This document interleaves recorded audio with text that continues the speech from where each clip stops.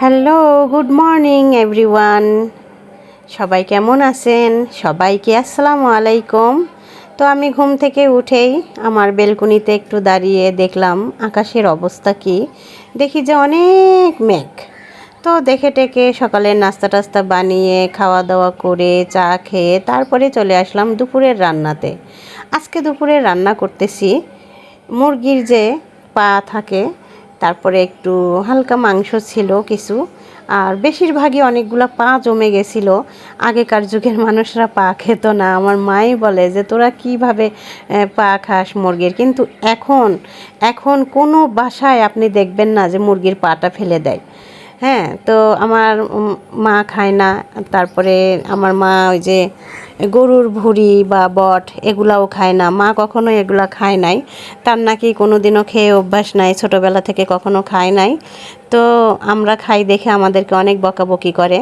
তো ঘরে ছিল না, মশলা টশলা কিছু ছিল না, আমি হাতে বানিয়ে নিলাম। মানে গুঁড়া মশলাটা ছিল না, সব কিছু আস্ত মশলা ছিল, গুঁড়া মশলাটা ছিল না। আমি আবার ব্লান্ডারে মশলা করে নিলাম। আর আদা রসুন তো বাটাই থাকে, একদিনে আমি সব করে রাখি। তো রান্না বান্না শুরু করে দিলাম এখন। আর আমার ফ্রিজে শীতের সিম ছিল, সিম দিয়ে আমি ছোট আলু দিয়ে ভাজি করছি। অনেকেই বলে যে সিম বা কোনো সবজি যদি ফ্রিজে থাকে সেটা খাওয়া যায় না, একদম বাজে একটা, ভালো লাগে না, মানে কেমন জানি হয়ে যায়, ফ্রিজে রাখা জিনিস অনেকেই খেতে পারে না।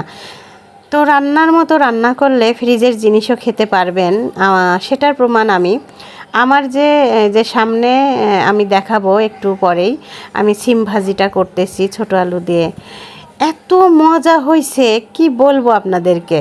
তো আমি জাদুমন্তর জানি না, কেন জানি সিম ভাজি বা যেটাই বলেন, ভর্তা ভাজি তরকারি, আমার হাতে মোটামুটি ভালোই হয়।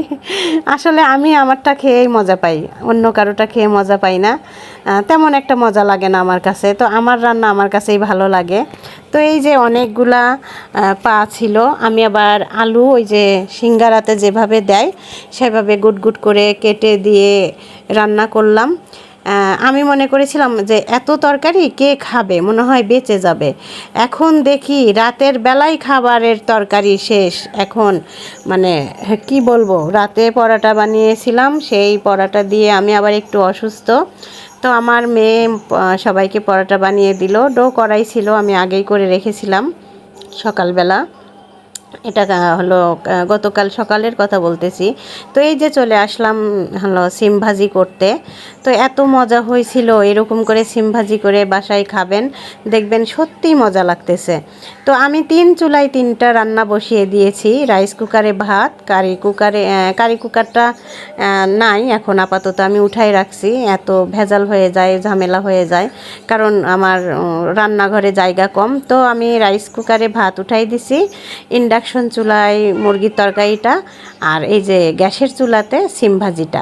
সত্যি হালকা আছে, ঢেকে দিয়ে আমি রান্না করলাম, অনেক মজা হয়েছে। এইভাবে আপনারা রান্না করে খেয়ে দেখেন, সত্যিই ভালো লাগবে। এটা আমার গত বছরের সিম। গত বছর বলতে কি, এই যে শীত যে গেল, শীতের ভিতরে আমি সিমটা রেখে দিয়েছিলাম ফ্রিজে করে, সেটাই আমি রান্না করতেছি, খুব মজা লাগছে। তো সবাই ভালো থাকবেন, আমার রান্নাটা প্রায় শেষের দিকে, আমার জন্য সবাই দোয়া করবেন, একটু অসুস্থ। আল্লাহ হাফেজ।